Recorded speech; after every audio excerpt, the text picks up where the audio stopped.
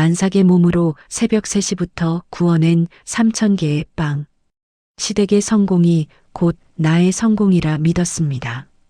하지만 그날 밤 빗속에서 제가 들은 건 도저히 믿을 수 없는 말을 하고 있는 남편과 시어머니의 목소리였습니다.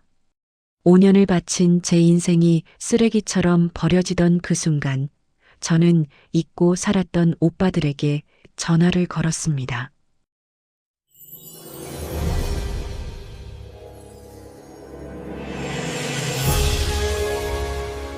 구독, 좋아요, 알림 설정은 무료이니 꼭 한 번씩 눌러주세요. 지금 어디서 듣고 계신지 댓글 남겨주시면 그곳으로 여러분을 위한 모든 행운과 행복이 깃들 겁니다. 자, 이제부터 오늘의 사연 시작합니다. 저는 오늘도 새벽 3시에 눈을 떴습니다. 알람이 울리기 전에 몸이 먼저 반응하는 것 같았어요. 차가운 겨울 공기가 피부에 닿았지만 일어나야 했습니다. 씻지도 못한 채 작업복을 입고 계단을 내려갔습니다. 부엌 불을 켜자 하얀 형광등 아래 거대한 반죽기가 보였습니다. 오늘도 100개 가맹점에 보낼 생지를 만들어야 했습니다. 밀가루 자루를 들어 올리는데 배가 묵직하게 당겼습니다. 임신 8개월째였습니다. 의사 선생님은 절대 무리하지 말라고 했지만 저는 선택권이 없었습니다. 시어머니께서는 제가 쉬는 것을 용납하지 않으셨으니까요. 반죽을 치대는 동안 허리가 끊어질 것 같았습니다. 하지만 손을 멈출 수가 없었습니다. 이 레시피는 제가 만든 것이었고 제 손을 거쳐야만 그 맛이 살아났으니까요. 더 골든 로프라는 브랜드는 사실 제가 만든 것이나 다름없었습니다. 5년 전 시댁에 작은 빵집이 망해가고 있을 때 제가 새로운 레시피를 개발했습니다. 버터의 비율을 바꾸고 발효 시간을 조정했습니다. 천연 효모를 직접 배양해서 깊은 풍미를 살렸습니다. 그렇게 탄생한 시그니처 식빵은 입소문을 타기 시작했습니다. 한 달 만에 매출이 3배로 뛰었고 반년 만에 가맹 문의가 쏟아졌습니다. 지금은 전국에 100여 개 매장이 있습니다. 하지만 사람들은 이 브랜드의 창업주가 시어머니라고 알고 있었습니다. 시어머니는 방송에도 나가셨습니다. 성공한 여성 CEO로 소개되며 화려한 옷을 입고 카메라 앞에서 웃으셨습니다. 저는 그 방송을 주방 구석에서 밀가루 묻은 손으로 지켜봤습니다. 아무도 제 이름을 부르지 않았습니다. 시어머니는 인터뷰에서 이렇게 말씀하셨습니다. 가족의 사랑과 정성이 담긴 빵이라고요. 그 말이 틀린 건 아니었습니다. 제 사랑과 정성이 담긴 빵이었으니까요. 하지만 그 대가로 제가 받은 건 월급 한 푼 없이 일할 수 있는 자격뿐이었습니다. 시어머니는 말씀하셨습니다. 가족인데 무슨 월급이 필요하냐고요. 이 집안의 성공이 곧 너의 성공이라고요. 남편 진우는 그런 어머니의 말에 고개를 끄덕였습니다. 그는 명목상 이사였지만 실제로는 아무것도 하지 않았습니다. 가끔 매장에 나타나 직원들에게 이래라 저래라 하는 게 전부였습니다. 반죽기가 멈췄습니다. 이제 생지를 성형해야 했습니다. 하나하나 정확한 무게로 분할하고 둥글리기를 했습니다. 1,000개가 넘는 생지를 만드는 데는 5시간이 걸렸습니다. 창밖이 조금씩 밝아오고 있었습니다. 그때 계단에서 발소리가 들렸습니다. 시어머니셨습니다. 화장도 하지 않은 맨 얼굴에 고급 실크 가운을 걸치고 계셨습니다. 저를 보시더니 인상을 찌푸리셨습니다. 아직도 안 끝났어? 네, 어머님, 거의 다 됐습니다. 오늘 신제품 테스트도 해야 하는 거 알지? 예, 알고 있습니다. 시어머니는 냉장고에서 우유를 꺼내 드셨습니다. 요즘 해주 내가 손이 느려진 것 같아. 임신했다고 방심하는 거 아니야? 아닙니다. 더 열심히 하겠습니다. 그래야지 우리 진우가 널 믿고 있는데 실망시키면 안 되지. 시어머니는 그렇게 말씀하시고는 다시 위층으로 올라가셨습니다. 저는 그 자리에 선 채로 한참을 서 있었습니다. 뱃속에 아기가 움직이는 게 느껴졌습니다. 작은 발길질 같은 거였습니다. 미안해, 아가야. 엄마가 지금은 많이 힘들지만 조금만 참아줘. 우리 가족을 위해서 엄마가 견뎌야 해. 저는 다시 작업대 앞에 섰습니다. 신제품 테스트를 위한 재료들을 꺼냈습니다.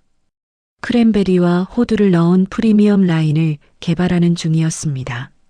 시어머니는 이번 시즌 대박 상품이 될 거라고 확신하고 계셨습니다. 물론 그 레시피도 제가 개발하는 것이었습니다. 오전 10시가 되자 직원들이 출근하기 시작했습니다. 저는 그들에게 오늘 할 일을 지시했습니다. 배송 일정을 확인하고 품질 검사를 했습니다. 점심시간이 되었지만 저는 먹을 시간이 없었습니다. 신제품 샘플을 완성해야 했으니까요. 오후 2시쯤 시어머니가 다시 내려오셨습니다. 이번에는 완벽하게 화장을 하고 명품 옷을 입고 계셨습니다. 손님이 오신다고 하셨습니다. 대형 백화점 식품부 바이어들이었습니다. 저는 황급히 샘플을 포장했습니다. 시어머니는 제게 뒤로 물러나 있으라고 하셨습니다. 손님들 앞에 나서지 말라는 뜻이었습니다. 바이어들이 도착했고 시어머니는 환한 미소로 그들을 맞이하셨습니다. 제가 만든 빵을 시식하는 그들의 표정이 밝아졌습니다. 정말 훌륭한 맛이네요. 이 레시피는 어떻게 개발하신 거예요? 시어머니는 자신 있게 대답하셨습니다. 30년 넘게 빵을 구워온 저의 노하우죠. 바이어들은 고개를 끄덕이며 계약서를 꺼냈습니다. 저는 주방 구석에서 그 장면을 지켜봤습니다.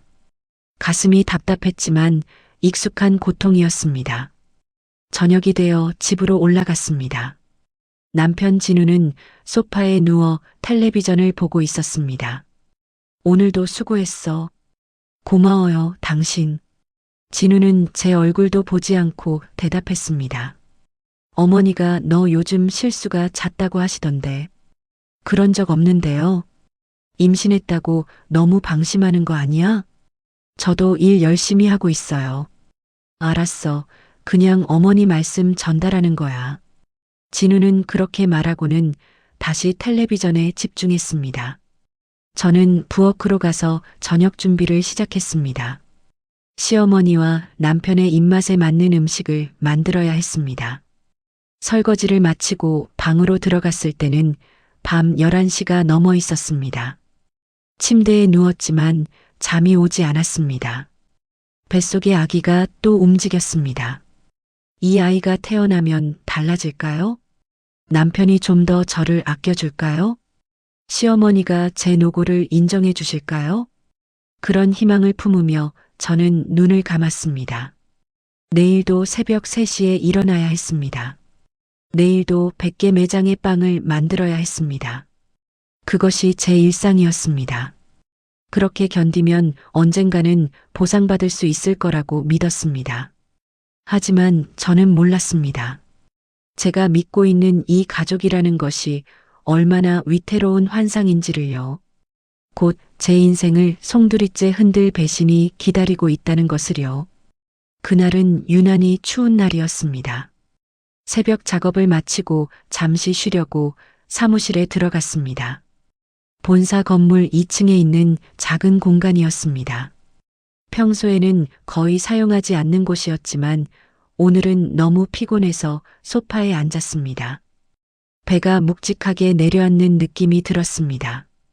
아기가 점점 커지고 있었습니다. 출산 예정일까지 2달 정도 남았습니다. 의사 선생님은 제게 입원을 권했지만 시어머니는 허락하지 않으셨습니다. 아직 할 일이 많다고 하셨습니다. 저는 소파에 기대어 눈을 감았습니다. 그때 복도에서 목소리가 들려왔습니다. 시어머니와 남편의 목소리였습니다. 두 분은 제가 있는 줄 모르고 사무실 앞을 지나가며 대화하고 계셨습니다. 변호사랑 약속 잡았어? 내 어머니 다음 주 화요일에 뵙기로 했습니다. 특허 이전 거는 확실하게 처리해야 해. 걱정 마세요. 해주 이름으로 되어 있는 레시피 특허를 법인 명의로 바꾸는 건 어렵지 않답니다. 저는 숨이 멎는 것 같았습니다. 제 레시피 특허를 남편과 시어머니가 빼앗으려 하고 있었습니다. 그것도 제 몰래요. 그래, 그게 끝이 아니야. 무슨 말씀이세요? 해주를 내보낼 준비를 해야지. 하지만 어머니 해주는 제 아내인데요. 그래서 뭐 어쩌라고? 시어머니의 목소리가 차갑게 식었습니다. 너 정신 차려, 진우야.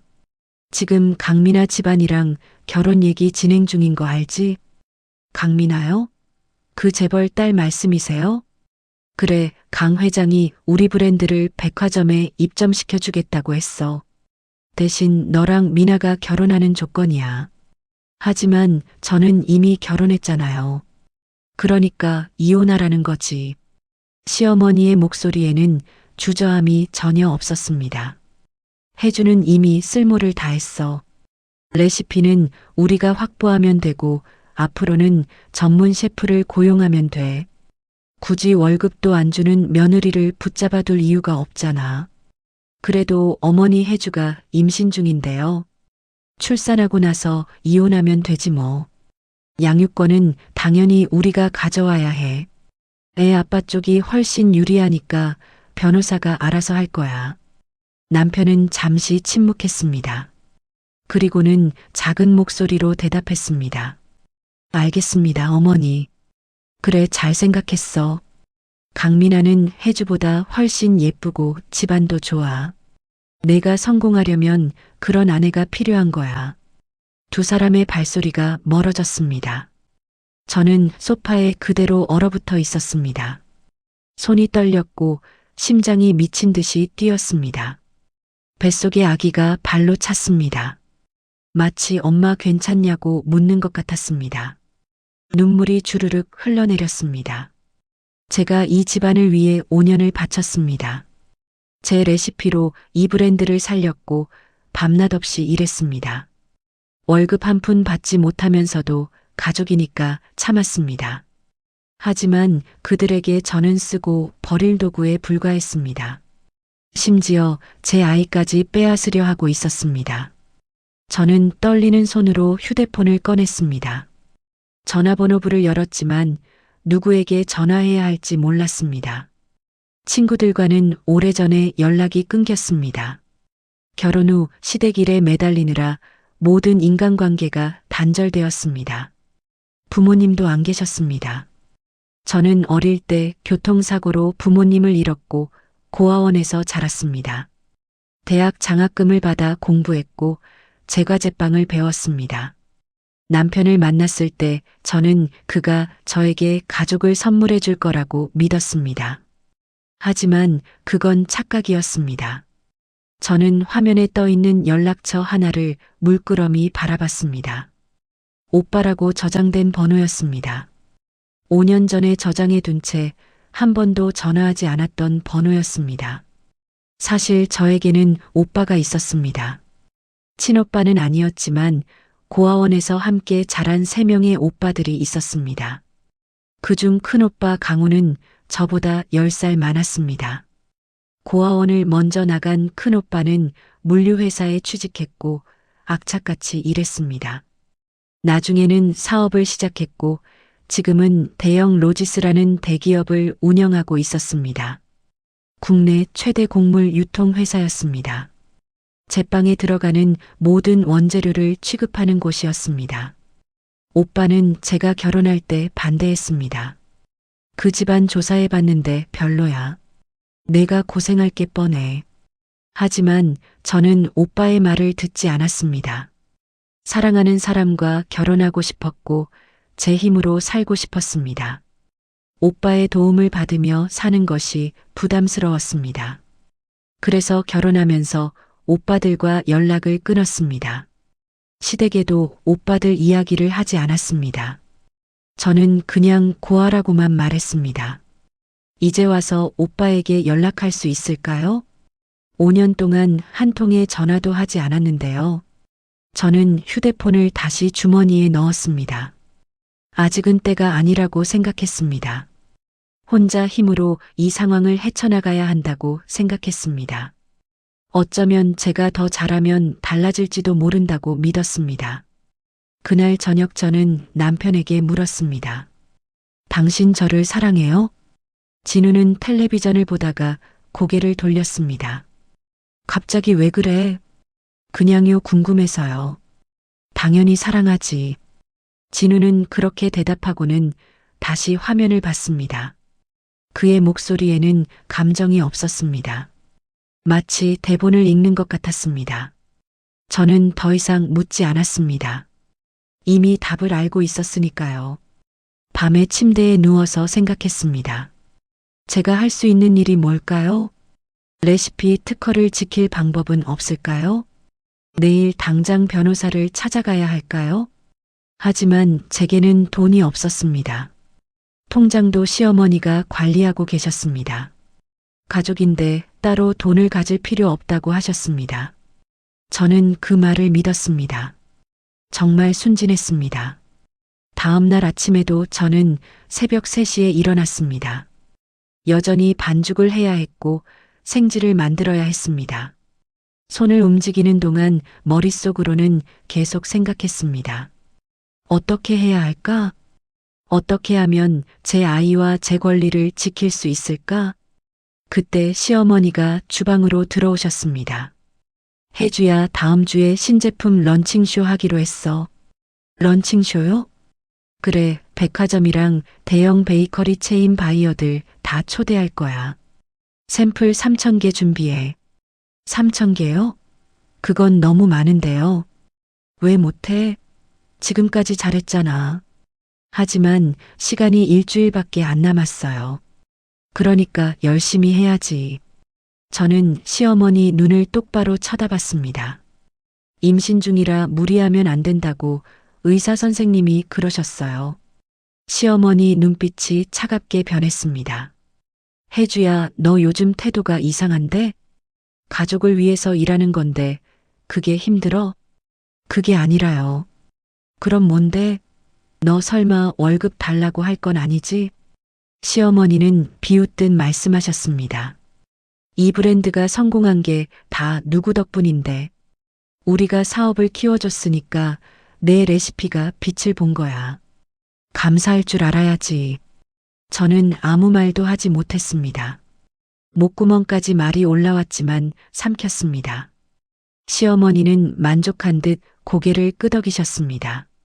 그래, 착하지. 우리 며느리 원래 말 잘 듣잖아. 런칭쇼 준비 잘 부탁해. 시어머니가 나가신 뒤 저는 그 자리에 서서 한참을 울었습니다. 소리 내지 않고 조용히 울었습니다. 눈물이 반죽 위로 떨어졌습니다. 이대로는 안 되겠다고 생각했습니다. 하지만 어떻게 해야 할지 몰랐습니다. 저는 여전히 가족이라는 환상을 붙잡고 싶었습니다.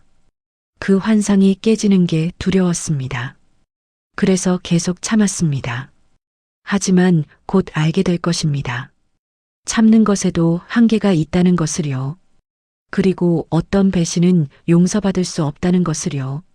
런칭쇼까지 일주일이 남았습니다. 저는 3,000개의 샘플을 준비해야 했습니다. 새로 개발한 크랜베리 호두 브레드였습니다.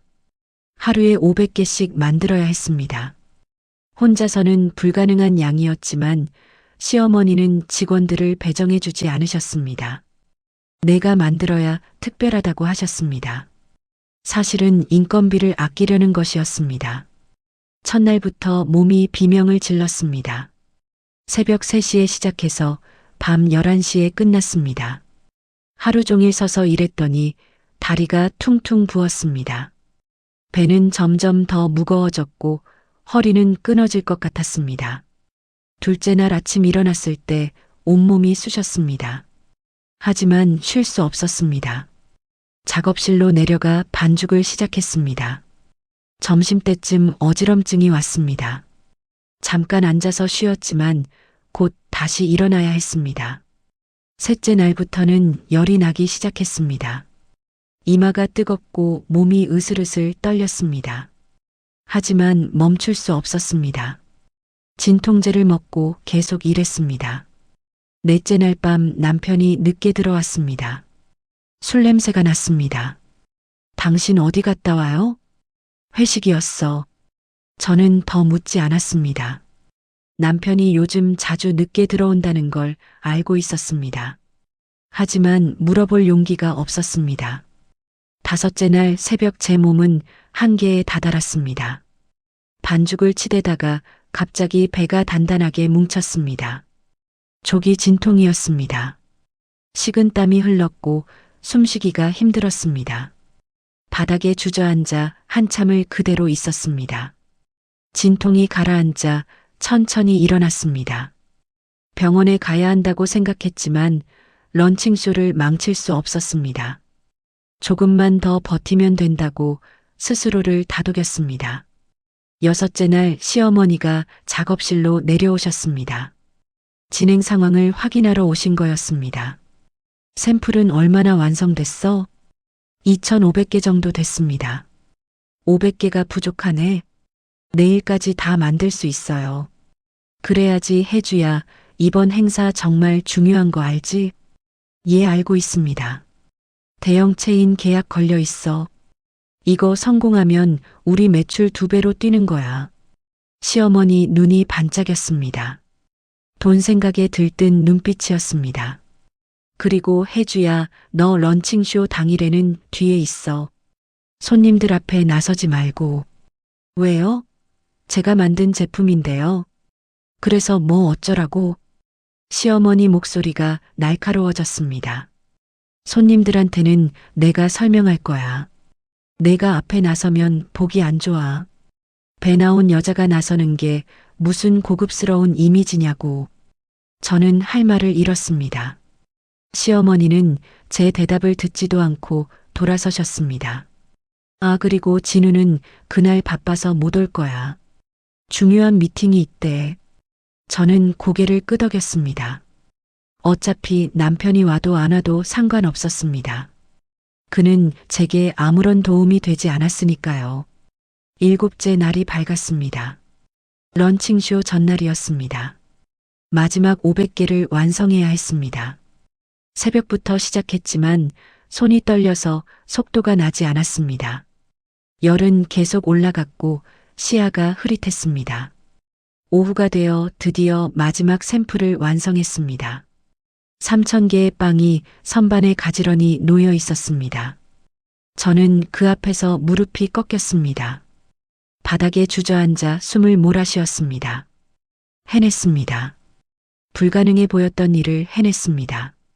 하지만 기쁘지 않았습니다. 그저 텅 빈 기분이었습니다.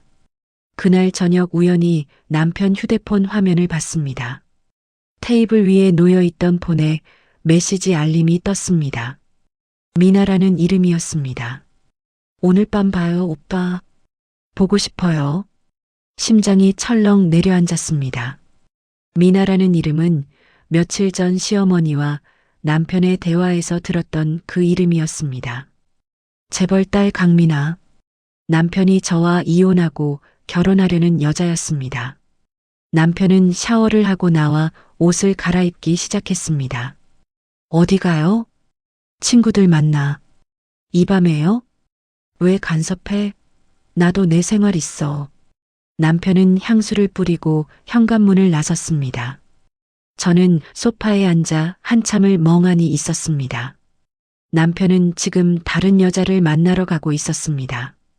제가 일주일 동안 죽어라 일하는 동안 남편은 바람을 피우고 있었습니다. 뱃속에서 아기가 움직였습니다. 눈물이 났지만 닦지 않았습니다. 그냥 흐르는 대로 내버려뒀습니다. 다음 날은 런칭쇼 당일이었습니다.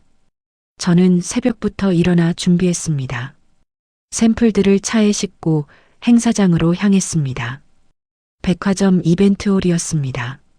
직원들과 함께 부스를 설치했습니다. 샘플을 진열하고 시식 공간을 만들었습니다. 모든 준비를 마쳤을 때 시어머니가 도착하셨습니다. 화려한 드레스를 입고 완벽하게 화장을 하셨습니다. 손님들이 오기 시작했습니다. 유명 백화점 바이어들과 대형 베이커리 체인 관계자들이었습니다. 시어머니는 환한 미소로 그들을 맞이하셨습니다. 저는 지시받은 대로 부스 뒤편에 서 있었습니다. 누구도 제게 관심을 두지 않았습니다. 시어머니가 프레젠테이션을 시작하셨습니다. 이 제품은 30년 경력의 저희 노하우가 집약된 프리미엄 라인입니다. 엄선된 재료와 특별한 레시피로 탄생했습니다. 손님들이 시식을 하며 감탄했습니다. 정말 훌륭한 맛입니다. 식감도 굉장히 좋네요. 이 레시피는 독점인가요? 시어머니는 자신 있게 대답하셨습니다. 물론입니다. 저희만의 특허 레시피죠. 제 가슴이 쿵 내려앉았습니다. 저희만의 레시피라고 하셨습니다. 제가 개발한 레시피인데도요.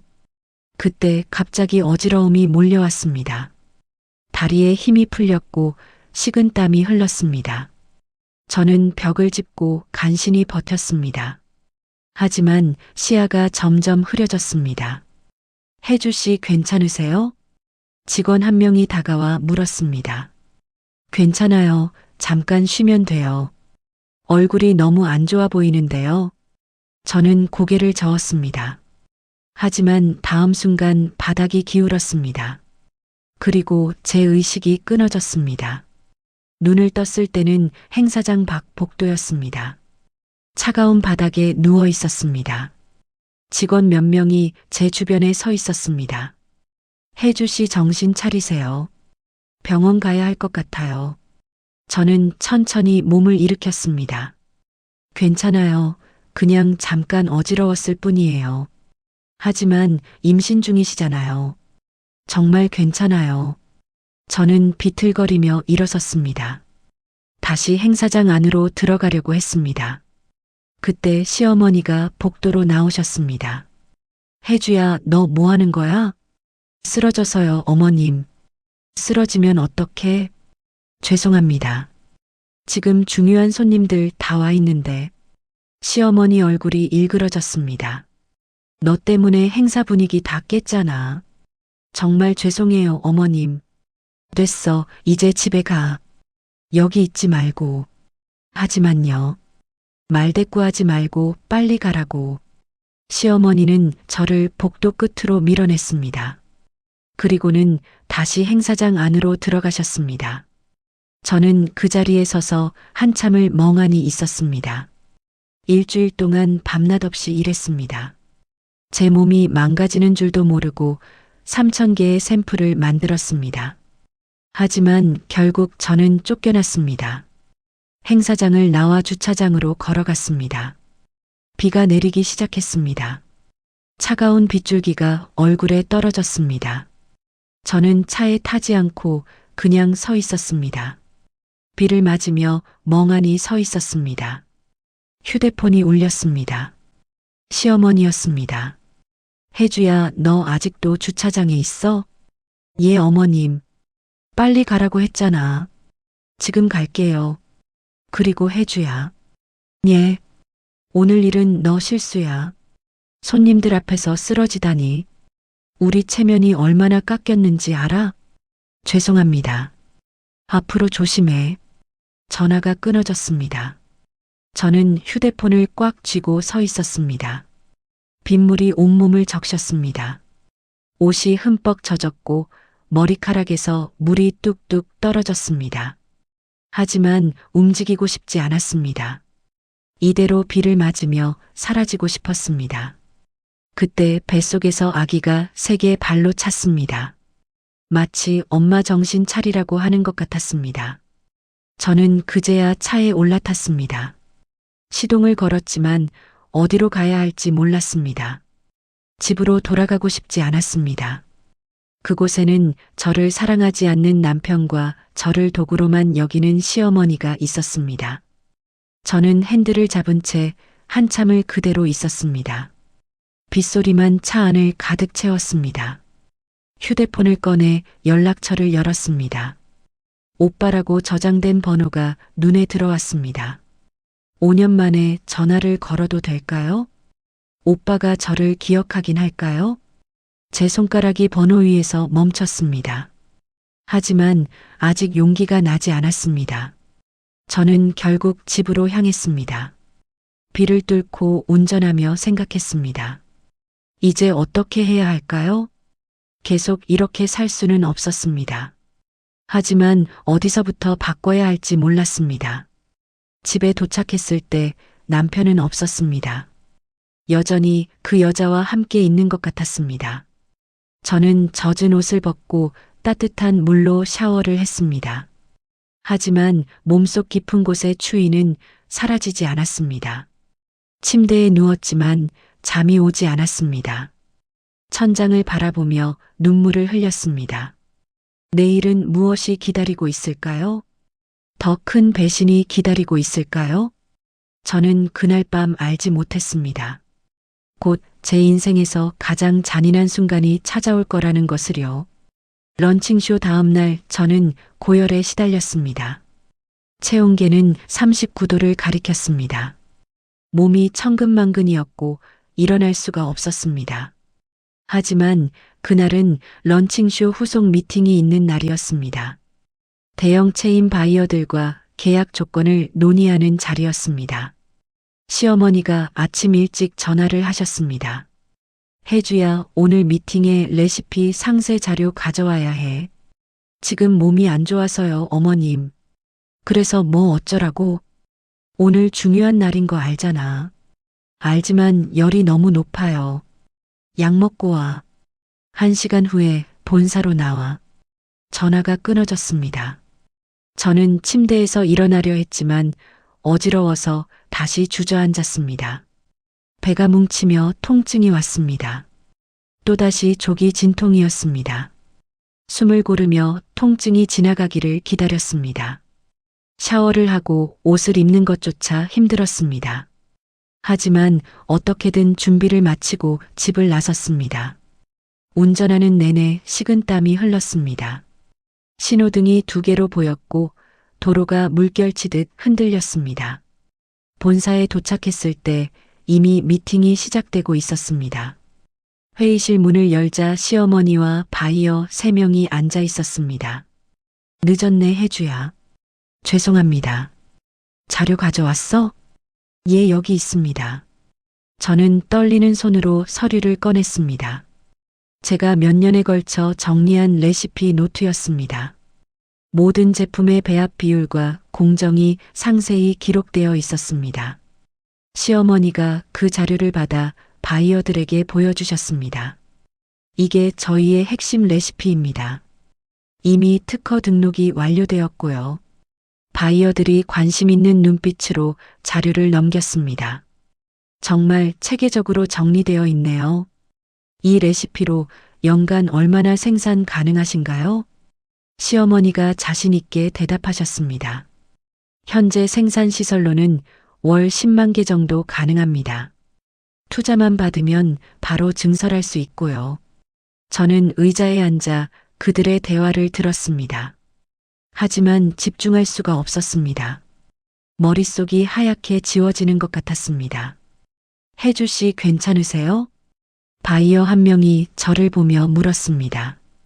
얼굴이 너무 창백하신데요. 괜찮습니다. 시어머니가 재빨리 말을 받으셨습니다. 요즘 임신 중이라 좀 힘들어해서요. 아, 축하드립니다. 하지만 무리하시면 안 되는데요.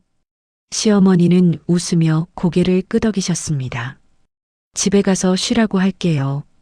미팅은 계속되었습니다. 계약 조건과 공급 물량에 대한 이야기가 오갔습니다. 저는 점점 의식이 흐려지는 것을 느꼈습니다. 시야가 좁아지고 소리가 멀어졌습니다. 그때 갑자기 배에서 찢어지는 듯한 통증이 왔습니다. 저는 비명을 참으며 배를 감싸 안았습니다. 혜주야? 시어머니 목소리가 들렸지만 대답할 수 없었습니다. 통증이 너무 심했습니다. 다리 사이로 따뜻한 액체가 흘러내렸습니다. 양수였습니다. 양수가 터졌어요. 제가 간신히 말했습니다. 뭐, 지금 병원 가야 해요. 어서요. 바이어들이 놀라 일어났습니다.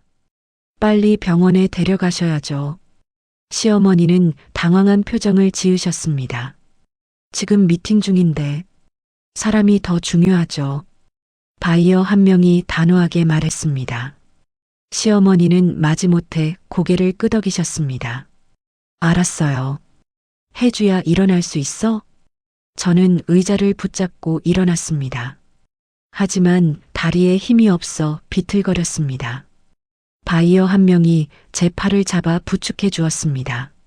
제 차로 모시겠습니다. 아니에요. 제가 데려갈게요. 시어머니가 재빨리 말씀하셨습니다. 바이어들은 걱정스러운 표정으로 저를 바라봤습니다. 그럼 조심히 가세요. 빠른 쾌유비입니다. 시어머니는 저를 부축해 밖으로 나왔습니다. 하지만 주차장으로 가는 것이 아니었습니다. 건물 뒤편 골목으로 저를 데려갔습니다. 어머님 차는요? 시어머니가 제 팔을 놓으셨습니다. 혜주야, 너 오늘 미팅 완전히 망쳤어. 저는 시어머니를 올려다봤습니다. 양수가 터졌는데 어쩌라고요? 그래서 더 화가 나지. 중요한 자리에서 왜 그런 꼴을 보여? 저도 어쩔 수 없었어요. 어쩔 수 없다고? 시어머니 목소리가 차갑게 식었습니다. 넌 맨날 어쩔 수 없다는 말만 하더라. 그러면서 우리 집안 체면을 다 깎아먹어. 체면보다 제 아기가 더 중요해요. 아기? 시어머니가 비웃었습니다. 그 아기도 어차피 우리 집안 아이야. 내가 키울 것도 아닌데 뭐가 중요해? 제 심장이 멎는 것 같았습니다. 무슨 말씀이세요? 넌 이제 필요 없어, 혜주야. 레시피는 우리가 다 확보했고 계약도 거의 끝났어. 굳이 너를 붙잡아둘 이유가 없다고. 저는 뒤로 비틀거렸습니다. 시어머니는 계속 말씀하셨습니다. 진우는 곧 강민아랑 결혼할 거야. 그 집안 돈으로 우리 사업 확장할 거고 너는 이혼하고 나가면 돼. 아기는요? 아기는 당연히 우리가 키우지. 법적으로 아빠 쪽이 유리하니까. 넌 양육권도 못 받을 거야. 제 다리가 휘청거렸습니다. 그럴 순 없어요. 없긴 뭐가 없어? 시어머니가 한 걸음 다가왔습니다. 넌 고아잖아. 의지할 데도 없고 돈도 없어. 변호사 비용도 못 낼 주제에 무슨 양육권을 받아? 저는 대답할 수 없었습니다. 시어머니 말이 맞았습니다. 저에게는 아무것도 없었습니다. 그래, 그러니까 순순히 이혼해. 그럼 위자료라도 좀 줄게. 거절하면요? 거절? 시어머니가 크게 웃으셨습니다. 내가 뭘 할 수 있는데 거절해? 레시피 특허도 이미 법인 명의로 바꿨어. 증거도 없고 돈도 없는 내가 뭘 할 수 있겠어? 저는 그 자리에 주저앉았습니다. 배에서 통증이 계속되었지만 더 이상 신경 쓸 수 없었습니다. 제 인생이 무너지고 있었습니다. 어머니, 제발이요. 제발은 무슨 제발이야. 시어머니가 저를 내려다보셨습니다. 넌 이미 쓸모가 끝났어. 이제 사라져줘. 그리고 시어머니는 돌아서서 걸어가셨습니다. 저를 그 골목에 혼자 남겨두고요. 비가 다시 내리기 시작했습니다. 차가운 빗줄기가 제 몸을 적셨습니다. 저는 바닥에 앉은 채 움직일 수 없었습니다. 통증이 더 심해졌고 의식이 흐려졌습니다. 이대로 죽는 건 아닐까 생각했습니다. 그리고 차라리 그게 나을지도 모른다고 생각했습니다. 얼마나 시간이 지났을까요? 저는 떨리는 손으로 휴대폰을 꺼냈습니다. 119에 전화해야 한다고 생각했습니다. 하지만 제 손가락은 다른 번호를 눌렀습니다. 오빠라고 저장된 번호였습니다. 신호음이 울렸습니다. 한 번, 두 번, 세 번. 그리고 목소리가 들렸습니다. 여보세요? 깊고 낮은 남자 목소리였습니다. 5년 만에 듣는 큰오빠의 목소리였습니다. 오빠, 제 목소리는 떨렸습니다. 혜주야, 너 해주지? 네, 오빠 저예요. 어디야? 무슨 일이야? 목소리가 급하게 변했습니다. 저는 울음을 터뜨렸습니다. 5년 동안 참았던 모든 눈물이 쏟아졌습니다.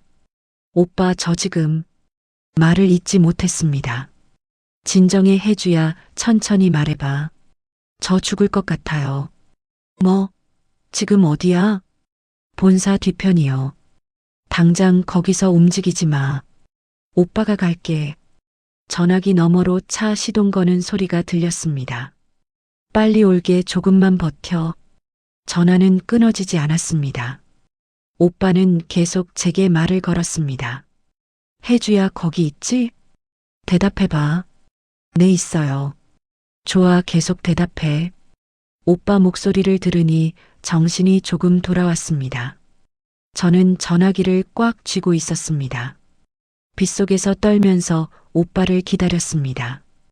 20분쯤 지났을까요? 골목 입구에서 헤드라이트 불빛이 보였습니다. 검은색 리무진이 빗속을 가르며 들어왔습니다. 차 문이 열리고 한 남자가 뛰어내렸습니다. 큰오빠 강훈이었습니다. 5년 전보다 더 단단해 보이는 체격이었습니다. 정장을 입고 있었지만 그 위로 빗물이 쏟아지고 있었습니다. 혜주야. 오빠가 제 앞에 무릎을 꿇었습니다. 오빠 얼굴에는 분노와 슬픔이 뒤섞여 있었습니다. 이게 무슨 꼴이야? 저는 대답 대신 울기만 했습니다. 오빠가 재킷을 벗어 제게 덮어줬습니다. 그리고 저를 조심스럽게 안아들었습니다. 병원 가자, 혜주야. 저는 오빠 품에 안겨 정신을 잃었습니다. 마지막으로 느낀 것은 오빠의 따뜻한 체온이었습니다. 그리고 이제는 괜찮을 거라는 안도감이었습니다. 눈을 떴을 때 저는 하얀 천장을 보고 있었습니다. 소독약 냄새가 났습니다. 병원이었습니다. 몸을 움직이려 하자 통증이 왔습니다. 배가 텅 빈 느낌이었습니다. 천천히 손을 올려 배를 만졌습니다. 납작했습니다. 제 아기는요? 옆에서 목소리가 들렸습니다. 깼구나, 혜주야. 고개를 돌리자 큰오빠가 의자에 앉아 있었습니다. 눈이 충혈되어 있었고 턱에는 수염이 자라 있었습니다. 며칠 동안 잠을 못 잔 것 같았습니다. 오빠, 제 목소리는 쉬어 있었습니다. 물 줄까? 오빠가 컵을 건네주셨습니다. 저는 물을 마시며 물었습니다. 제 아기는 어떻게 됐어요? 오빠 표정이 굳었습니다. 괜찮아, 건강하게 태어났어. 정말요? 그래, 3kg 넘는 튼튼한 딸이야. 안도의 한숨이 나왔습니다.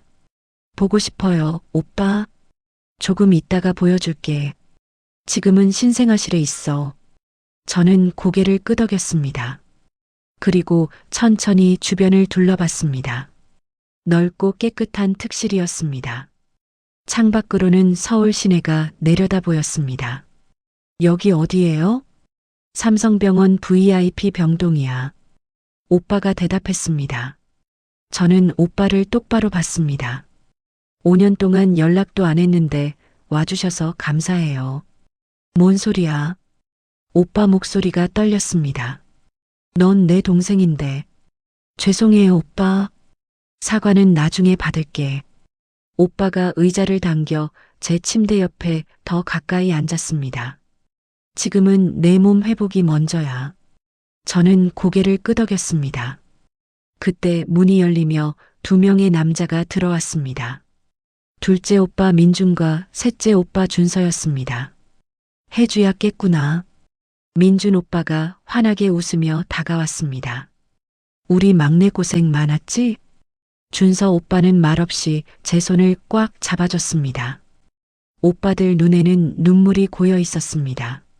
오빠들, 제 목소리가 다시 떨렸습니다. 이제 괜찮아. 민준 오빠가 말했습니다. 오빠들이 다 해결해 줄게. 저는 새 오빠를 차례로 바라봤습니다. 5년이라는 시간이 무색하게 오빠들은 여전했습니다.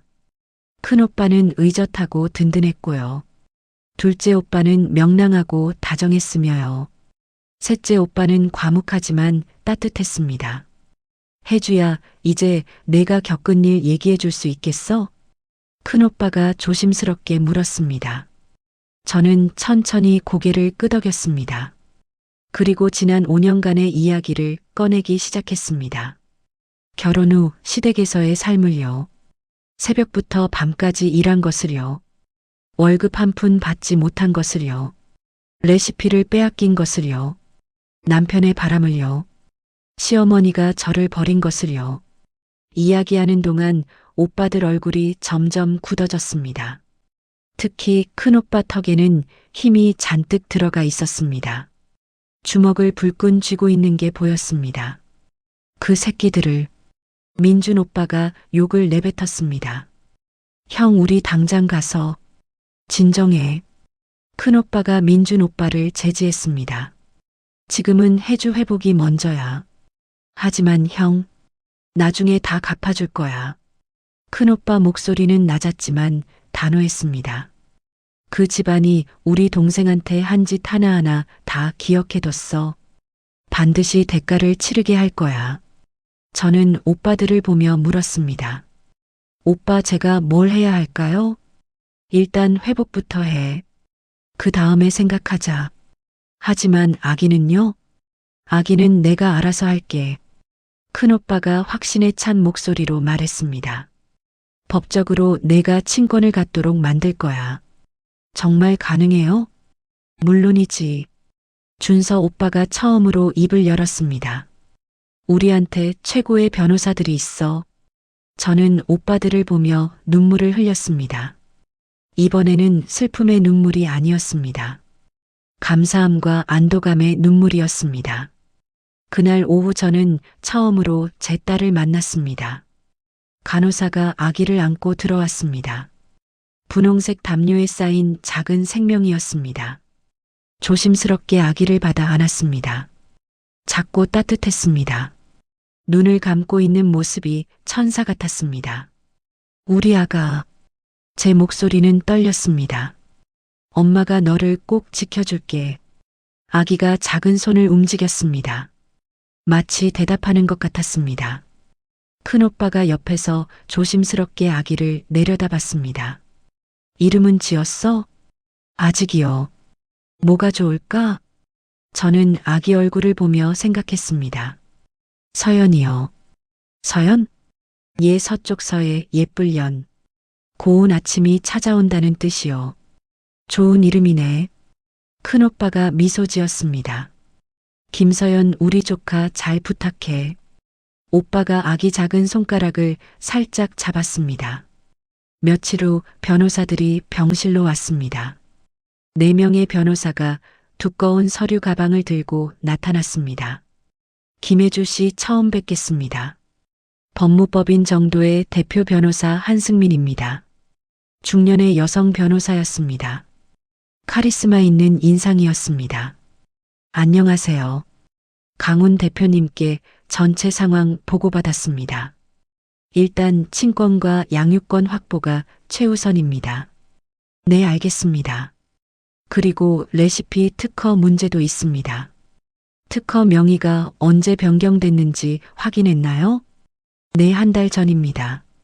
김혜주 씨 동의 없이 이루어진 건가요? 예, 저는 몰랐어요.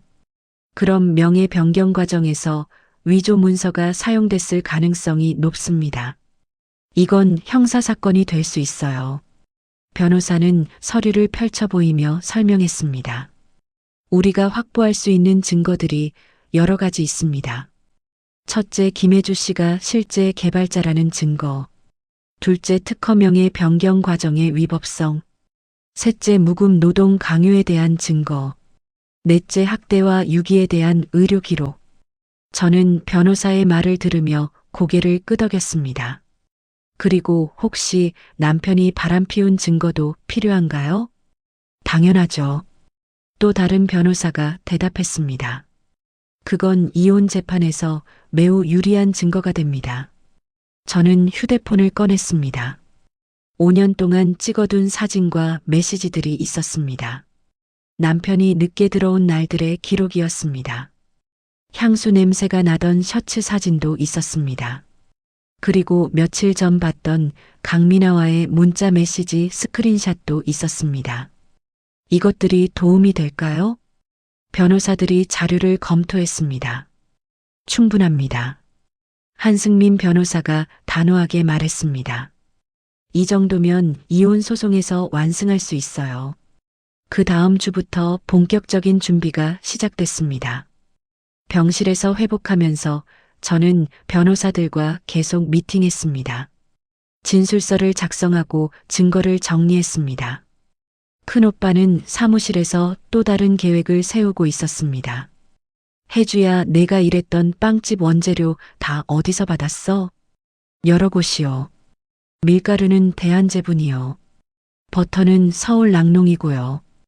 효모는 진주식품에서요. 큰오빠가 고개를 끄덕이며 메모했습니다. 알았어. 무슨 계획 있으세요? 조금만 기다려봐.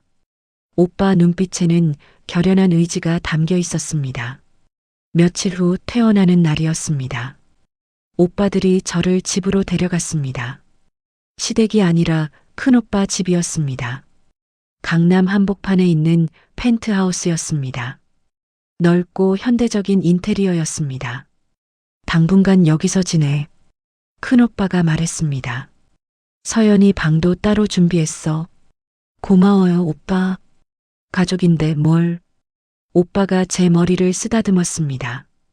이제 다시는 혼자 힘들어하지 마. 우리가 있잖아. 그날 밤 저는 오랜만에 편안하게 잠들었습니다. 따뜻한 침대에 누워 서연이 숨소리를 들으며요. 아침에 일어나자 거실에서 오빠들이 회의하고 있었습니다. 노트북과 서류가 테이블 위에 펼쳐져 있었습니다. 무슨 일이세요? 큰오빠가 저를 보고 손짓했습니다. 와봐, 혜주야. 저는 테이블로 다가갔습니다. 화면에는 더 골든 로프의 매장 리스트가 떠 있었습니다. 그리고 그들의 원재료 공급 업체 리스트도 보였습니다. 오빠, 이게 뭐예요? 복수 계획이야. 민준 오빠가 웃으며 말했습니다. 우리가 원재료 공급을 끊을 거야. 저는 오빠들을 번갈아 봤습니다. 어떻게요? 큰오빠가 설명했습니다. 대형 로지스가 국내 곡물 유통의 60%를 차지해 밀가루, 버터, 효모, 설탕, 모든 제빵 재료를 우리가 통제할 수 있어. 그럼 시댁이 재료를 구할 수 없게 되는 건가요? 정확해. 준서 오빠가 고개를 끄덕였습니다. 이미 주요 업체들한테 연락했어. 더 골든 로프로는 물건 공급하지 말라고. 하지만 그럼 계약 위반 아닌가요? 걱정 마. 큰오빠가 미소 지었습니다. 합법적인 방법으로 할 거야. 재고 부족이라든지 물류 문제라든지 핑계는 얼마든지 있어. 그리고 설사 소송 걸어도 우리한테 이길 수 없어. 저는 화면을 보며 생각했습니다. 원재료가 끊기면 시댁은 빵을 만들 수 없게 됩니다. 100개가 넘는 매장이 모두 멈춰설 것입니다. 계약했던 대형 체인들도 공급을 받지 못할 것입니다. 그들의 브랜드는 무너질 것입니다. 제가 5년 동안 피땀으로 세운 브랜드가요. 혜주야, 괜찮아? 큰오빠가 제 표정을 살피며 물었습니다. 후회되면 안 해도 돼. 저는 고개를 저었습니다. 아니요. 하세요, 오빠. 제가 만든 브랜드지만 이제 제 것이 아니에요. 그들이 빼앗아 갔으니까요. 정말 확실해? 네. 저는 똑바로 대답했습니다. 그들이 저한테 한 것처럼 해주세요. 큰오빠가 만족스럽게 고개를 끄덕였습니다. 좋아. 그럼 이제 시작하자. 민준 오빠가 노트북 자판을 두드렸습니다. 내일부터 공급 중단 들어갑니다. 준서 오빠가 전화기를 들었습니다. 물류팀한테 지시 내리겠습니다. 저는 오빠들을 보며 생각했습니다. 드디어 시작되는구나. 제 복수가 아니, 정확히는 제 권리를 되찾는 싸움이. 창밖으로 햇살이 비쳐 들어왔습니다. 오랜만에 보는 따뜻한 아침 햇살이었습니다. 서연이가 옆방에서 작은 울음소리를 냈습니다. 저는 일어나 아기를 안으러 갔습니다. 우리 딸 얼굴을 보며 다짐했습니다. 엄마가 꼭 내 미래를 지켜줄게. 그리고 내가 떳떳한 엄마를 보게 해줄게. 더 이상 참지 않고 맞서는 엄마를요. 그날부터 저는 새로운 사람이 되기로 결심했습니다. 누구에게도 휘둘리지 않고 제 권리를 찾는 사람으로요. 그리고 곧 시댁은 알게 될 것입니다. 자신들이 건드린 사람이 얼마나 큰 힘을 가진 사람인지를요. 더 골든 로프 본사는 월요일 아침부터 혼란에 빠졌습니다. 큰오빠가 보내준 영상을 보며 저는 그 상황을 지켜봤습니다. 오빠 회사 직원 중 한 명이 몰래 촬영한 것이었습니다. 시어머니가 전화기를 붙잡고 소리를 지르고 있었습니다. 무슨 소리야, 재고가 없다니? 지난주까지만 해도 문제 없다고 했잖아. 상대방이 뭐라고 대답하는지는 들리지 않았습니다. 하지만 시어머니 얼굴이 점점 붉어지는 게 보였습니다. 그럼 다른 데서 구하면 되잖아. 뭐, 거기도 안 된다고? 시어머니가 전화를 끊고 다른 번호로 걸었습니다. 여보세요, 서울 낙농입니까? 네, 저희 더 골든 로프인데요. 이번 주 버터 공급이요. 시어머니 목소리가 점점 떨렸습니다. 그게 무슨 말씀이세요? 물류 문제라니요? 갑자기요? 전화를 여러 통한 후 시어머니는 의자에 주저앉았습니다. 남편 진우가 사무실로 들어왔습니다. 어머니, 무슨 일이세요? 큰일 났어. 원재료 공급이 전부 끊겼어. 뭐라고요? 밀가루, 버터, 효모 전부 다. 그럴 리가요. 진우도 전화기를 들었습니다. 하지만 결과는 똑같았습니다. 모든 업체가 공급을 거부했습니다. 재고 부족이나 물류 문제를 핑계로 댔습니다. 이거 누가 뒤에서 조종하는 거 아니야? 진우가 말했습니다. 말도 안 돼. 동시에 모든 업체가 이럴 순 없어. 시어머니가 고개를 끄덕였습니다. 혜주한테 전화해봐. 혜주요? 왜요?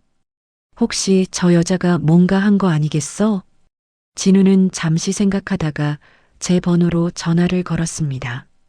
저는 진동하는 휴대폰을 보고 있었습니다. 받지 않았습니다. 큰오빠가 옆에서 말했습니다. 받지 마. 저것들이 뭘 원하는지 뻔해.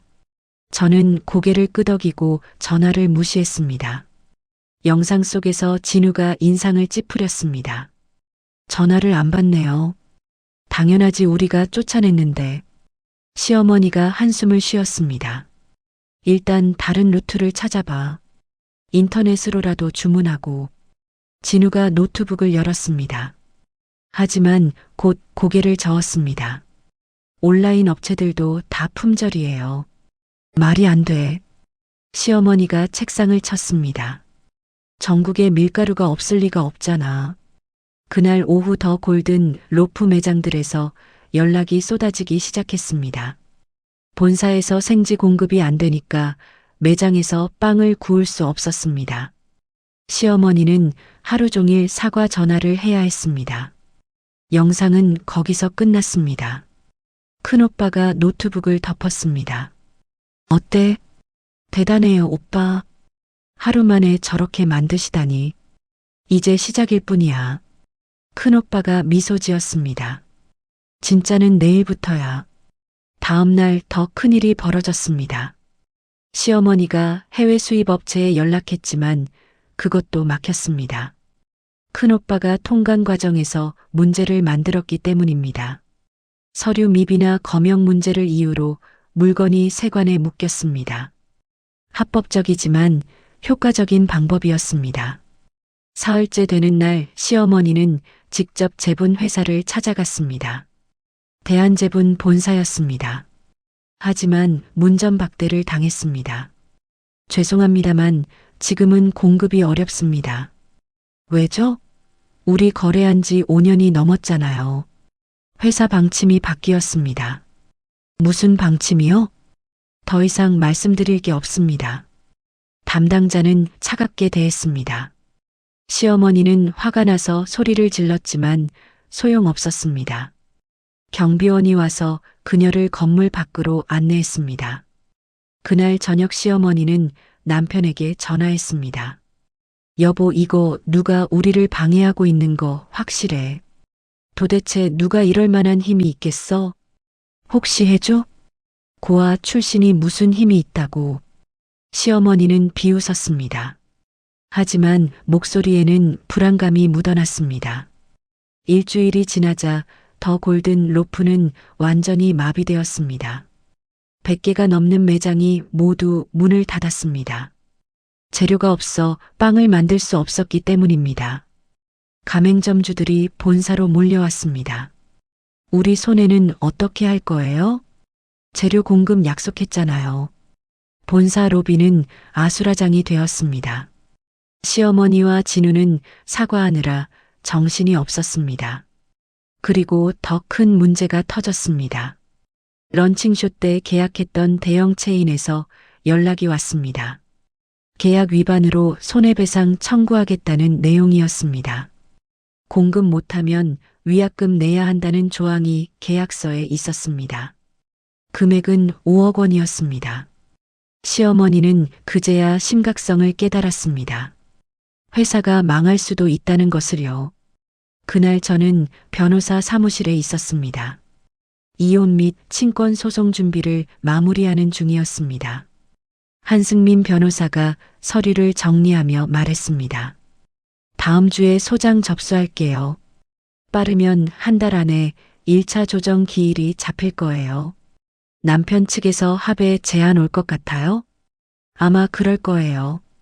지금 저쪽 상황이 안 좋으니까요. 변호사가 미소 지었습니다. 원재료 공급 중단 건 정말 효과적이네요. 큰오빠 덕분이에요. 그분 정말 대단하시던데요. 국내 유통업계를 완전히 장악하고 계시더라고요. 저는 고개를 끄덕였습니다. 오빠는 정말 대단한 사람이었습니다. 고아원에서 나와 맨손으로 일어섰고요. 지금은 수천억대 기업을 운영하고 있었습니다. 그런 오빠가 제 편이라는 게 든든했습니다. 사무실을 나와 차에 탔습니다. 기사님이 운전하는 오빠 차였습니다. 집으로 가던 중 휴대폰이 울렸습니다. 모르는 번호였습니다. 받지 않으려다가 호기심에 받았습니다. 여보세요? 혜주야, 나야. 시어머니 목소리였습니다. 5년 동안 들었던 그 목소리였지만 이제는 낯설게 느껴졌습니다. 무슨 일이세요? 우리 만나서 얘기 좀 하자. 거절하겠습니다. 혜주야, 제발. 시어머니 목소리가 떨렸습니다. 회사가 망하게 생겼어. 그게 제 문제인가요? 내가 뭔가 하고 있는 거 맞지? 저는 잠시 침묵했습니다.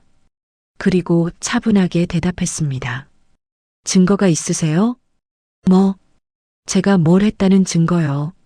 없으면 근거 없는 추측이네요. 혜주야, 제발 내가 아니라고 말해줘. 죄송하지만 할 말 없습니다. 전화 끊을게요. 잠깐만. 시어머니가 소리쳤습니다. 혜주야, 우리 잘못했어. 미안해. 이제 사과하시는군요. 정말 미안해. 다시 돌아와줘. 내가 없으면 회사가 안 돌아가. 이제 알았어. 내가 얼마나 중요한지. 저는 쓴웃음을 지었습니다. 5년 동안은 몰랐으면서요. 혜주야. 시어머니 목소리에 울음이 섞였습니다. 회사 살려줘. 제발. 거절합니다. 저는 단호하게 말했습니다. 그리고 어머님. 응? 다시는 전화하지 마세요. 제 변호사가 곧 연락 드릴 거예요. 이혼 소송과 친권 소송 준비됐습니다. 뭐? 이혼? 네, 이혼이요. 그리고 특허권 반환 소송도요. 혜주야, 그럴 순 없어. 왜 없어요? 어머님이 하신 것처럼 저도 할 수 있죠. 전화를 끊었습니다. 가슴이 두근거렸습니다. 처음으로 시어머니에게 제대로 말대꾸한 것 같았습니다. 기분이 이상했습니다. 두렵기도 했지만 후련하기도 했습니다. 집에 도착하자 오빠들이 기다리고 있었습니다. 어때, 시댁에서 연락 왔어? 내 시어머니한테 전화 왔어요. 뭐래? 살려달라고 하더라고요. 큰오빠가 만족스럽게 고개를 끄덕였습니다. 예상대로네. 이제 본격적으로 끝장을 볼 시간이야. 무슨 뜻이에요? 민준 오빠가 씩 웃었습니다. 내일 큰 선물을 보낼 거야. 무슨 선물요? 보면 알아. 준서 오빠도 드물게 미소 지었습니다. 내일이 기대되네. 저는 오빠들을 보며 물었습니다. 오빠들 정말 괜찮은 거예요? 이렇게까지 해주셔서 감사하지만요. 혹시 오빠들한테 피해가는 거 아닌가요? 큰오빠가 제 어깨를 툭 쳤습니다. 걱정 마. 우리 하는 일은 다 합법이야. 그리고 혜주야. 예. 넌 우리 동생이야. 동생 위에 이 정도 하는 건 당연한 거야. 맞아. 민준 오빠가 거들었습니다. 우리가 뭐하러 돈 벌고 힘을 키웠겠어. 가족 지키려고 그런 거지. 준서 오빠도 고개를 끄덕였습니다. 넌 혼자가 아니야, 혜주야. 눈물이 핑 돌았습니다. 고마워요, 오빠들. 저는 새 오빠를 꼭 안았습니다. 오빠들도 저를 꽉 안아줬습니다. 그날 밤 저는 서연이를 안고 창밖을 봤습니다. 도시의 야경이 반짝이고 있었습니다. 우리 딸아, 조용히 말했습니다. 엄마가 지금 싸우고 있어. 너를 위해서, 그리고 엄마 자신을 위해서. 서연이가 작은 소리를 냈습니다. 마치 알겠다고 대답하는 것 같았습니다. 내일은 어떤 일이 벌어질까요? 오빠들이 준비한 선물은 무엇일까요? 저는 기대 반 걱정 반으로 잠자리에 들었습니다. 하지만 한 가지는 확실했습니다. 이제 저는 더 이상 당하고만 있지 않을 거라는 것입니다. 맞서 싸울 거라는 것입니다. 그리고 제 권리를 반드시 되찾을 거라는 것입니다. 다음 날 아침 일찍 큰오빠가 제 방문을 두드렸습니다. 혜주야, 일어났어? 예, 오빠. 준비됐으면 나와봐. 거실로 나가자 오빠들이 모두 정장을 입고 서 있었습니다. 진지한 표정들이었습니다. 오늘 뭐 하시는 거예요? 큰오빠가 미소 지었습니다. 시댁에 선물 배달하러 가야지. 선물이요? 그래, 아주 특별한 선물. 민준 오빠가 윙크했습니다. 같이 갈래? 저요? 응, 내가 직접 봐야 할 것 같아서. 저는 잠시 망설였습니다. 시댁을 다시 마주하는 게 두려웠습니다. 하지만 동시에 궁금했습니다. 오빠들이 무엇을 준비했는지요. 갈게요. 좋아. 큰오빠가 제 어깨를 두드렸습니다. 1시간 후 우리는 차를 타고 출발했습니다. 큰오빠 차 뒤로 대형 트럭들이 줄지어 따라왔습니다. 정확히 10대였습니다. 15톤짜리 덤프 트럭들이었습니다. 오빠, 저 트럭들은요? 보면 알아. 큰오빠가 신비롭게 웃었습니다. 더 골든 로프 본사에 도착했습니다. 시댁 건물 앞 넓은 주차장이었습니다. 주차장에는 이미 사람들이 모여 있었습니다. 가맹점주들과 직원들이었습니다. 아마 본사에 항의하러 온 것 같았습니다. 우리 차가 멈추자 사람들이 쳐다봤습니다. 큰오빠가 차에서 내렸습니다. 저도 따라 내렸습니다. 시어머니가 건물 입구에 서 있었습니다. 저를 보자 얼굴이 굳었습니다. 혜조? 네, 어머님. 넌 왜 여기? 그때 시어머니 시선이 큰오빠에게로 갔습니다. 이분은 누구야? 제 오빠입니다. 오빠? 넌 고아라고 했잖아. 저는 차분하게 대답했습니다. 친오빠는 아니지만 고아원에서 함께 자란 오빠예요. 시어머니가 큰오빠를 위아래로 훑어봤습니다. 비싼 정장과 고급 시계가 눈에 들어왔을 것입니다. 당신이 뒤에서 조종한 거요? 큰오빠가 미소 지었습니다. 처음 뵙겠습니다. 대형 로지스 대표 강훈입니다. 시어머니 얼굴이 창백해졌습니다. 대형 로지스? 그 물류회사요? 네, 맞습니다. 시어머니는 비틀거렸습니다. 이제야 상황을 이해한 것 같았습니다. 왜 모든 원재료 공급이 끊겼는지요? 누가 그렇게 할 힘이 있는지요? 당신이 우리를. 큰오빠가 고개를 끄덕였습니다. 우리 동생한테 한 집값을 치러야죠. 그때 뒤에서 트럭 소리가 들렸습니다. 10대의 덤프트럭이 주차장으로 들어오고 있었습니다. 저 트럭들은 뭐예요? 시어머니가 물었습니다. 선물입니다. 큰오빠가 신호를 보냈습니다. 첫 번째 트럭이 앞으로 나왔습니다. 덤프가 천천히 올라가기 시작했습니다. 그리고 쏟아졌습니다. 썩은 밀가루였습니다. 흰색 가루가 폭포처럼 쏟아져 내렸습니다. 건물 입구 앞을 뒤덮었습니다. 밀가루 냄새와 함께 썩은 냄새가 났습니다. 뭐 하는 짓이에요? 시어머니가 소리쳤습니다. 하지만 두 번째 트럭이 다가왔습니다. 또다시 덤프가 올라갔습니다. 이번에는 부패한 버터였습니다. 노랗고 끈적한 덩어리가 쏟아졌습니다. 역한 냄새가 주차장을 가득 채웠습니다. 세 번째는 상한 효모였습니다. 네 번째는 곰팡이 핀 설탕이었습니다. 다섯 번째는 썩은 달걀이었습니다. 트럭들이 차례로 짐을 쏟아냈습니다. 더 골든 로프 본사 앞이 쓰레기 산으로 변했습니다. 흰색 밀가루와 노란 버터가 뒤섞였습니다. 그 위로 검은 곰팡이와 갈색 오물이 덮였습니다. 냄새는 참을 수 없을 정도였습니다. 주변 사람들이 코를 막고 뒤로 물러났습니다. 시어머니는 그 광경을 멍하니 바라봤습니다. 입을 벌린 채 말을 잇지 못했습니다. 진우가 건물에서 뛰어나왔습니다. 뭐 하는 거예요? 당장 치워요. 민준 오빠가 앞으로 나섰습니다. 왜요? 원재료 갖고 싶다며요. 여기 있잖아요. 실컷 가져가세요. 이건 쓰레기잖아요. 맞아요. 민준 오빠가 웃었습니다. 당신들이 우리 동생 다룬 것처럼 쓰레기 같은 재료죠.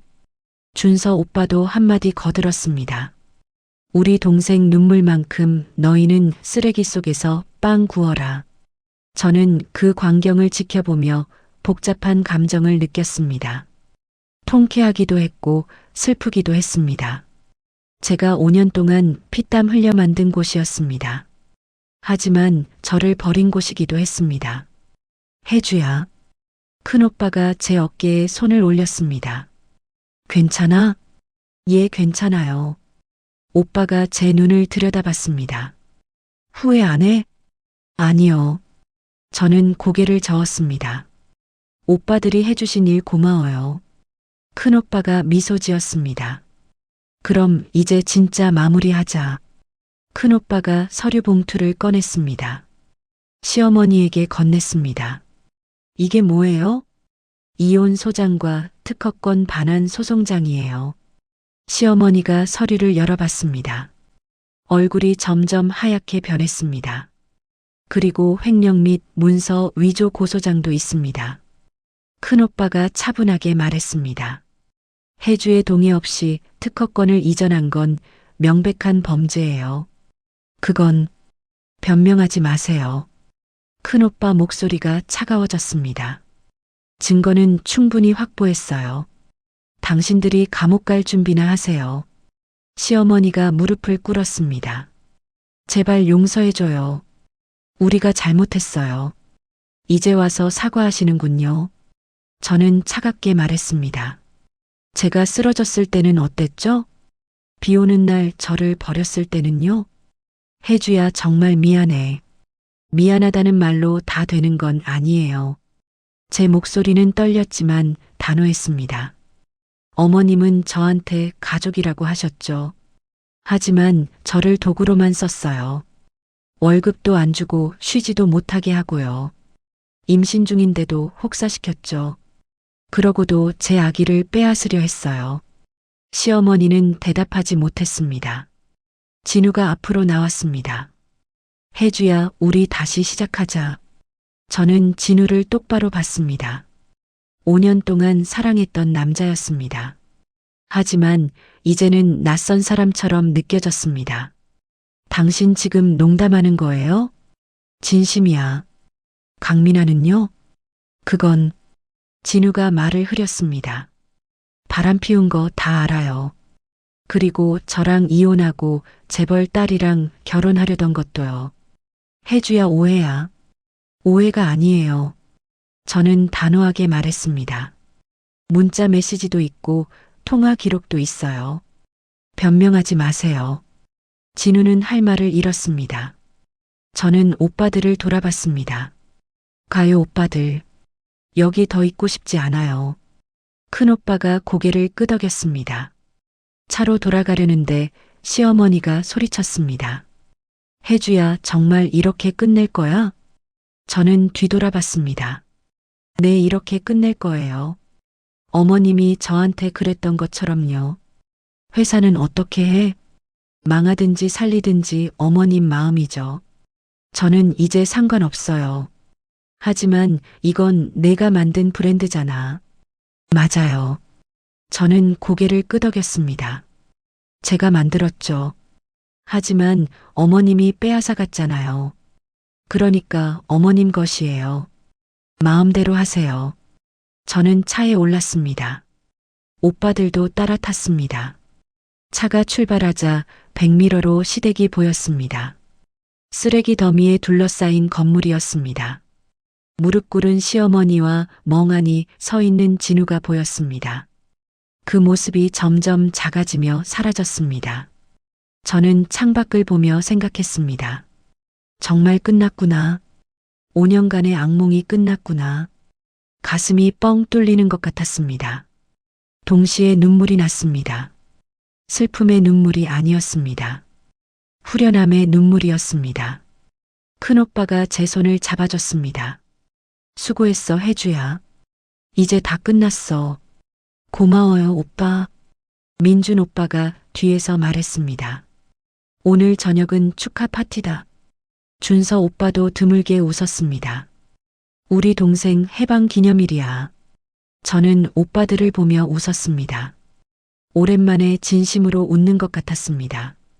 집으로 돌아오는 길에 한승민 변호사에게 전화가 왔습니다. 혜주 씨, 좋은 소식이에요. 무슨 일이세요? 상대 측에서 합의 요청 들어왔어요. 벌써요? 네, 아까 시어머니한테서 전화 왔어요. 모든 조건 다 받아들이겠대요. 저는 깊이 숨을 들이쉬었습니다. 친권은요? 당연히 혜주 씨가 갖는 걸로요.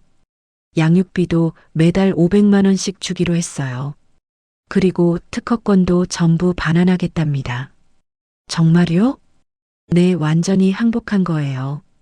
저는 전화를 끊고 오빠들에게 말했습니다. 이겼어요, 오빠들. 완전히 이겼어요. 당연하지. 큰오빠가 웃었습니다. 우리 동생이 이길 수밖에 없어. 집에 도착하자 서연이가 울고 있었습니다. 유모님이 안고 달래주고 계셨습니다. 저는 얼른 아기를 받아 안았습니다. 우리 아가 엄마 왔어. 서연이가 제 품에서 울음을 멈췄습니다. 작은 눈을 뜨고 저를 봤습니다. 엄마가 해냈어, 아가야. 조용히 속삭였습니다. 이제 우리 떳떳하게 살 수 있어. 아무한테도 휘둘리지 않고요.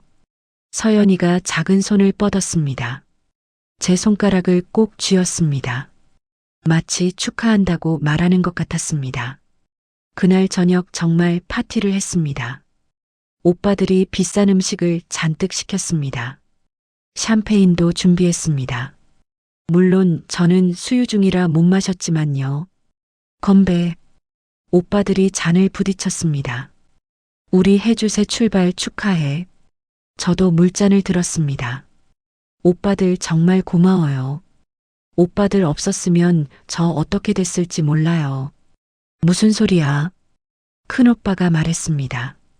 넌 원래 강한 아이야. 우리는 그냥 옆에서 도와준 것뿐이야. 맞아. 민준 오빠가 거들었습니다. 너 스스로 일어선 거야. 준서 오빠도 고개를 끄덕였습니다. 우리는 내가 자랑스러워. 저는 또 눈물이 났습니다. 그날 밤 정말 많이 울었던 것 같습니다. 하지만 모두 행복한 눈물이었습니다. 식사를 마치고 거실에 모였습니다. 큰오빠가 진지한 표정으로 물었습니다. 혜주야, 이제 뭐 하고 싶어? 저요? 앞으로 계획 같은 거. 저는 잠시 생각했습니다. 사실 막막했습니다. 5년 동안 시댁 일만 하다 보니 제 꿈을 잊고 살았습니다. 잘 모르겠어요. 천천히 생각해. 큰오빠가 웃었습니다. 뭐든 하고 싶은 거 해. 오빠들이 다 지원해 줄게. 제빵은 어때? 민준 오빠가 제안했습니다. 내가 그렇게 잘하잖아. 시댁 생각나서 싫을 것 같아요. 그럼 다른 거 배워봐. 뭐든 좋아. 저는 고개를 끄덕였습니다. 생각해 볼게, 오빠. 시간 많아. 큰오빠가 제 머리를 쓰다듬었습니다. 서연이 키우면서 천천히 찾아봐. 그날 밤 침대에 누워 생각했습니다. 정말 이제 뭘 하고 싶을까? 제 인생에서 처음으로 선택권이 생긴 것 같았습니다. 누구 눈치도 보지 않고 제가 원하는 걸 할 수 있었습니다. 서연이가 옆에서 새근새근 자고 있었습니다. 아기 얼굴을 보며 다짐했습니다. 좋은 엄마가 되겠다고요. 당당하고 떳떳한 엄마가 되겠다고요. 그리고 제 꿈을 찾아 살아가는 모습을 보여주겠다고요. 눈을 감으며 생각했습니다. 내일부터 새로운 인생이 시작되는구나. 두렵기도 하지만 기대되기도 했습니다. 이제 저는 자유로웠습니다. 누구에게도 묶이지 않은 자유였습니다. 그 자유가 주는 무게를 느끼며 잠이 들었습니다.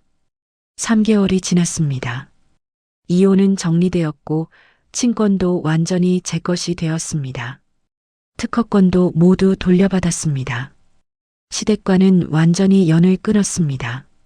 더 골든 로프는 결국 파산했습니다.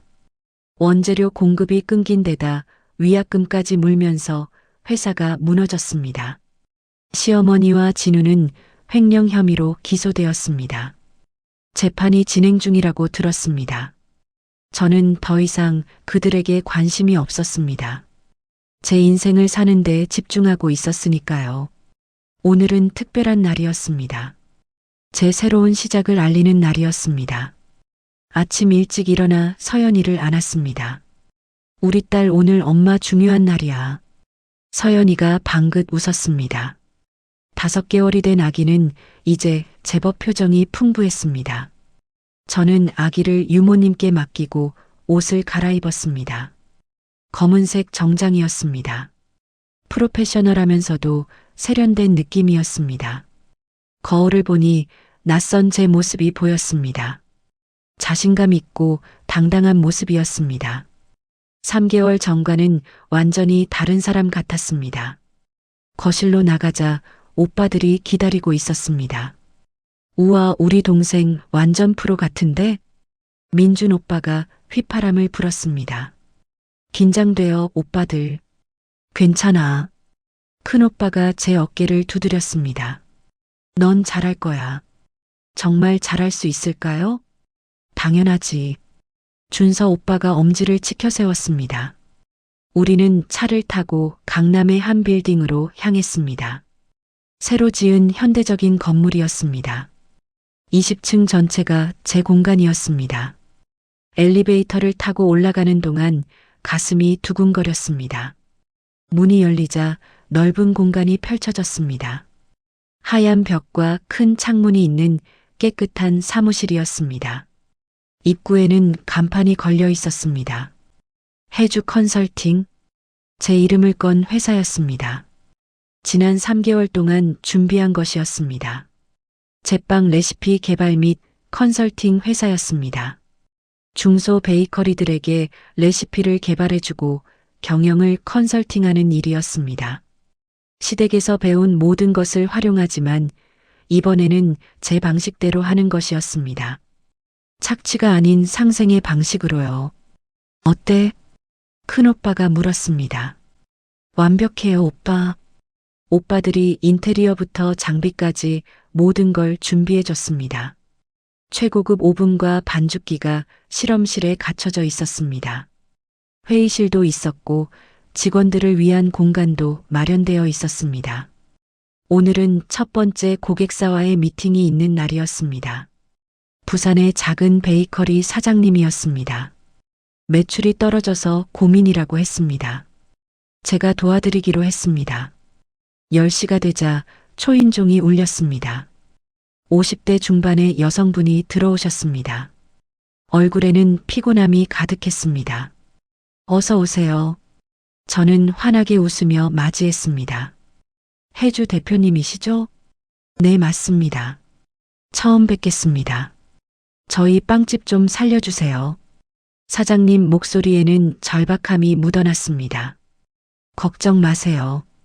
저는 차분하게 말했습니다. 제가 꼭 도와드릴게요. 회의실로 안내했습니다.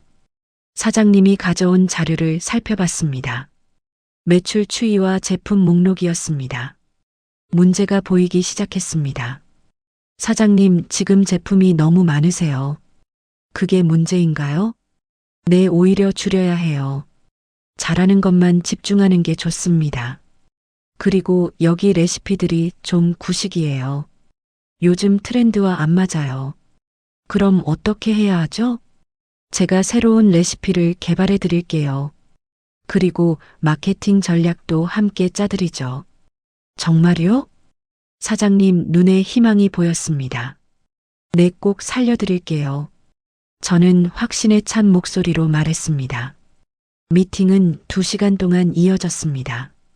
사장님과 함께 문제를 분석하고 해결책을 찾았습니다. 제가 시댁에서 배운 모든 노하우를 쏟아부었습니다. 하지만 이번에는 달랐습니다. 상대방을 착취하는 게 아니라 함께 성장하는 것이었습니다.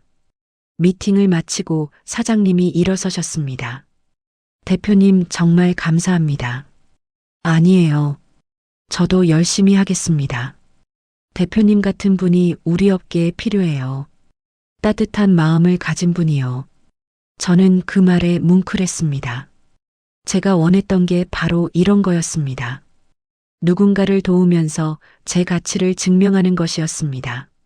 사장님을 배웅하고 돌아왔을 때 오빠들이 박수를 쳤습니다. 완벽했어, 혜주야.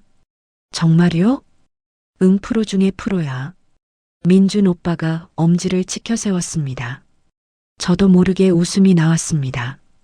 그날 오후 몇 건의 상담 전화가 더 왔습니다. 입소문이 나기 시작한 것 같았습니다. 저는 모든 전화를 정성껏 받았습니다. 각각의 고민을 들어주고 해결책을 제시했습니다. 저녁이 되어 집으로 돌아왔습니다. 서연이가 유모님 품에 안겨 저를 기다리고 있었습니다. 아기를 안자 제 품에 폭 안겼습니다. 우리 딸 엄마 왔어. 오늘 엄마 첫 출근했어. 잘했어? 서연이가 옹알이로 대답했습니다. 마치 잘했다고 말하는 것 같았습니다. 저는 아기를 안고 창가로 갔습니다. 서울 야경이 반짝이고 있었습니다. 아가야, 엄마가 말해줄게. 조용히 속삭였습니다. 엄마는 오랫동안 힘들었어. 나쁜 사람들한테 이용당했고 상처받았어. 하지만 포기하지 않았어. 서연이가 제 얼굴을 올려다봤습니다. 그리고 좋은 사람들을 만났어. 오빠들이 도와줬고 엄마는 다시 일어섰어.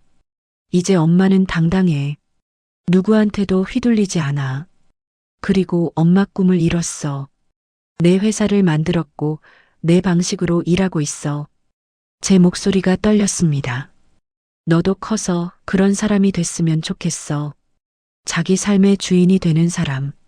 누구한테도 지지 않는 강한 사람.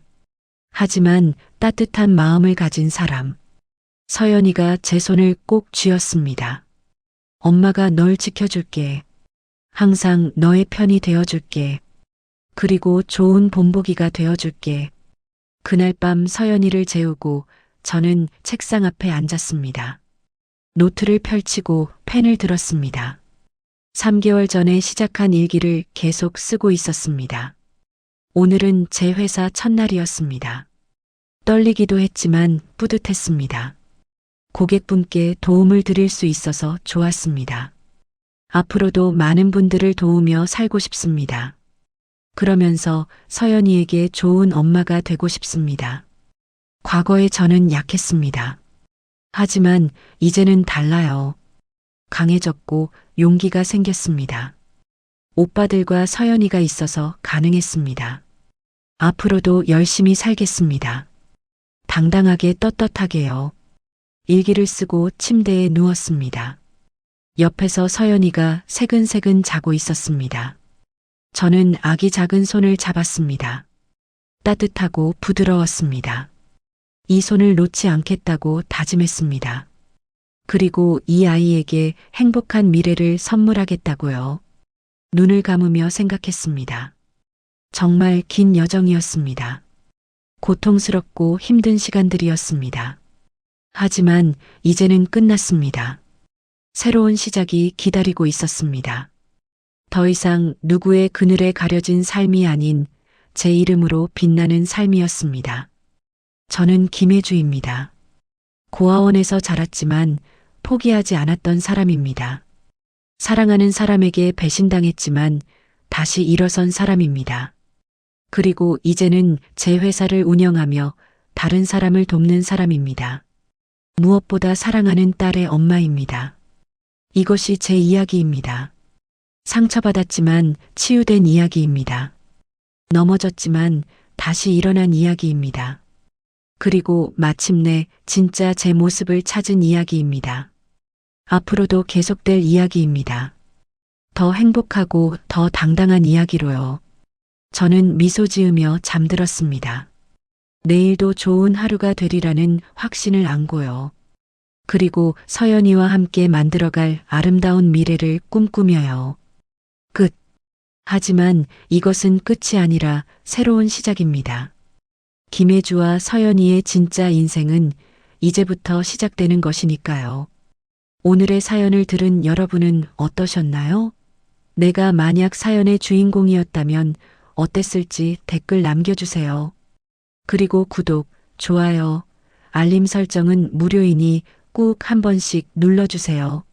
다른 사연이 궁금하시다면 추천 동영상을 클릭해주세요. 오늘 사연을 들어주셔서 감사합니다.